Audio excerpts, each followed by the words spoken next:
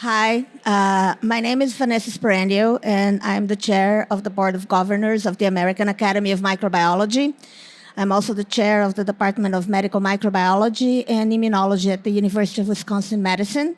And I'm here today to answer some of the common questions about how is the process of getting elected to the American Academy of Microbiology and how the nomination process works. Some people think this is a little bit mysterious, but it's actually pretty straightforward. First, one of the questions we have, so what is the American Academy of Microbiology and who are the fellows? The American Academy of Microbiology, in short, I'm just going to call it the Academy, is an honorific leadership group, an honorific scientific group in the think tank within the American Society of Microbiology, ASM. Over the last 50 years, the Academy has held fast to its mission to recognize microbiologists for outstanding and sustainable contributions to microbiology and provide the microbiological expertise in the service of science and the public. What made up the Academy are its esteemed fellows. These are experts and accomplished researchers who have made significant contributions to advance the field of microbiology. Let me emphasize that the Academy is not a community of purely good scientists. To be a fellow, individuals need to achieve a high level of scholastic publications, sustainable contributions to the field, uphold high ethical standards, and serve the community through teaching, mentoring, and supporting their colleagues. They are respected by their peers and recognized as leaders in their subdisciplines. The second question we get a lot is what are the criteria to be elected to fellowship in the Academy? And professional accomplishments, one of them, publication records, previous recognition, awards, inventions, service to the scientific community at large. It's not just ASM, scientific community at large, such as like being editors in journals, review panels, committees, teaching and mentoring beyond one's responsibility. The reviewers will grade on these 5 criteria and identify those who will be most qualified. We recognize that a candidate, included those who are elected, may not excel in every single area according to the field that they're in, but those are the elected are usually well-rounded and exceptional in a few areas. Thus, it is critical for the nominator to make a clear case of why the nominee is a highly qualified candidate, providing their strengths and weaknesses in the nomination letter. Among all of criteria, professional accomplishment, publication records are very important. Fellows must demonstrate a high level of scholastic excellence. Finally, candidates must meet the high ethical standards of the scientific community. More than ever, science ethics is important to build trust within our scientific community and the public. I believe I meet this criteria. How can I become a fellow? So first of all, one has to be nominated by a current fellow of the Academy of Microbiology who is in good standing. And a tip for the nominees is get somebody who really knows you to nominate you. To become an American Academy Fellow, one must be nominated by a current fellow, supported by 2 other fellows. It's very important to identify the right nominator. Some may think that the nomination from a big-name scientific person will automatically score the election for them, and that's not always the case. It is more important that the nominator knows you very well and speak in confidence and comprehensively about the achievements of the nominee.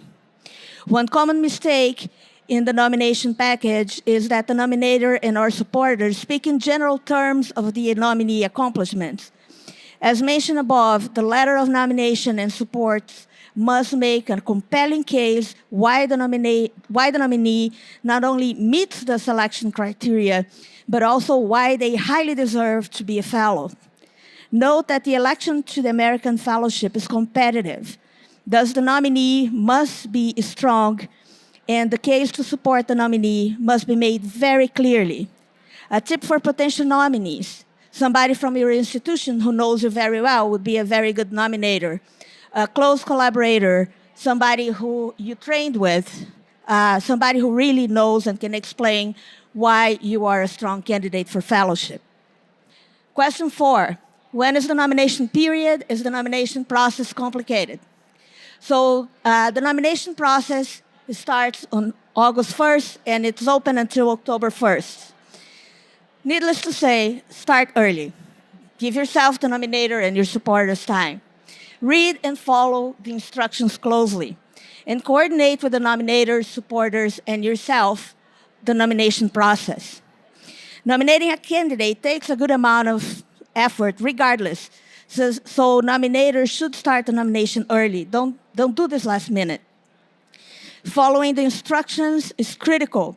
Every year we notice a few nominations that did not follow the instructions and resulted in the nomination either being disqualified or decreasing its competitiveness amongst the other candidates. The nominator, nominee are encouraged to work together on the nomination. Though it's not required, nominees don't be shy to ask for help and engage the nominator and supporters to ensure your nominator is pristine and complete. Another question that we get, is there a limit to the times an individual can be nominated? Short answer is no. If you don't get in the first time you get nominated, don't get hurt, try again. There is no limit on the number of times an individual can be nominated for fellowship. There's also no age limit for applicants. However, when a nominee is not elected, the nominator and supporters should consider whether the nomination can be significantly strengthened before resubmission. Here some judgment is important. Some nominations can be strengthened by better presentation, while others require that the nominees make additional contributions to be able to be elected.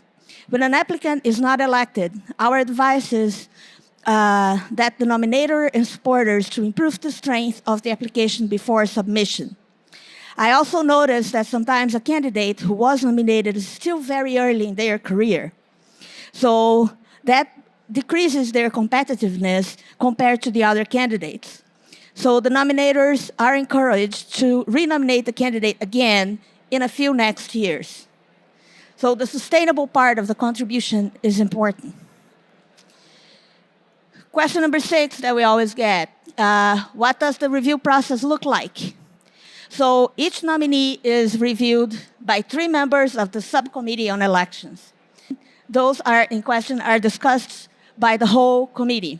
The top nominees are reviewed then by the Academy of Governors, who finally select the 65 top nominees for the Academy. All nominations will be reviewed by the Academy Subcommittee on Elections.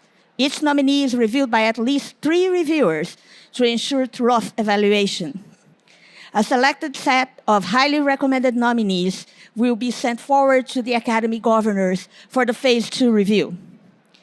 Each of these recommended nominees is carefully reviewed at least by 2 governors, and the final 65 elected candidates are carefully voted and supported by the majority of the governors. The MBio article, An Election to the Fellowship of the American Academy of Microbiology, published in 2022, detailed the mechanisms of the election process, if you're interested. Question 7. I heard it's become harder to be elected to fellowship in recent years. Is that true? How can I make my nomination stand out? It kind of did become harder because the Academy now has a cap of 65 elected fellows every year. So, in a sense, we want to ensure that election to the Academy Fellowship represents a high honor to the newly selected fellows. Thus, the Academy of Governors decided to limit the number of fellows elected each year. Now, not only must the nominee be qualified, but she must be among the top of their nomination pool that year. Currently, the limit is set at 65, and the governors have voted to review this limit in 2026 and examine the effectiveness of the system to determine the next step. If you are a nominee, you can do the following. Spend time preparing your CV and bibliography by following the format and guidelines. Make sure the information is clear and facilitate the review process. Communicate with your nominator and supporters to ensure they have the information that they need. Remind them to submit the materials before the deadline. Submit your demographic information by the deadline. If you are a nominator, you can do the following. Coordinate with the nomination with the supporters and the nominee. Ensure only one person among the nominators or the two supporters is affiliated with the institution of the nominee. You cannot have two people from your institution in your nomination process. Request bibliography and CV from the nominee. Ensure the nomination form, bibliography, nominee CVs is completed and submitted by October 1st. Remind supporters to submit their statement via the link provided before the deadline. Question number 8. Can I get feedback on how my nominee did during the election process? Simple answer is no, because there are multiple rounds of reviews and it's not possible to give anybody a complete and accurate feedback. American governors voted unanimously that no information should be provided except for the outcome of the election. The reason for this is simple. Election process involves two distinct bodies, the Subcommittee on Elections and the governors, who are involved in multiple deliberations. Thus, there is a high likelihood that any information provided would be incomplete and possibly inaccurate. Question number 9. Should I infer anything from a failed nomination? No. Each year is different. There are many factors involved. The roster of the people being nominated is different, and there are multiple nominations before they are elected. Failed nomination means that the nominee was ranked lower than the others in the election process, and this is different every year with different compositions of the Subcommittee on Elections, Academy governors, and the nominee pool. The election process is not an exact science, and every year there are judgment calls on who meets the criteria for the elected class. Hence, nominators, supporters, nominees should not conclude that failure to be elected in 1 year means that the nominee is not electable, just that the nomination did not receive sufficient support for election for that particular year. Moreover, as mentioned above, the presentation and information in the nomination package can shift the decision to one way or another. Many individuals go through the nomination process and are nominated multiple times before they get elected. So that's really not uncommon. Keep that in mind. And finally, question number 10. Are international nominees or those who are not in academia at a disadvantage? The answer is no. So according to our data, the percentage of international nominees who have been elected to the Academy in recent years is on par with the nomination rate. Also, the Academy has a fair representation of international fellows, with 19% of the Academy fellows residing outside of the United States. Recently, the Academy has broadened the service criterion to consider contributions to the field of microbiology at large, outside the ASM and the US. This reflects the Academy efforts to promote diversity and inclusion in the membership and welcome excellence around the world. Our data does not show those who are not in academia are at a disadvantage. Everybody has pretty much the same advantage in the election percentile on the pool of nominees from the different fields is pretty much the same. Instead, it shows that if we do not have enough nominations, it's a pipeline, for those who are outside of academia, well, there's not much that we can do. So when nominated, they are doing very well. They're doing as well as everyone else. Okay, so just make sure that we increase these pools.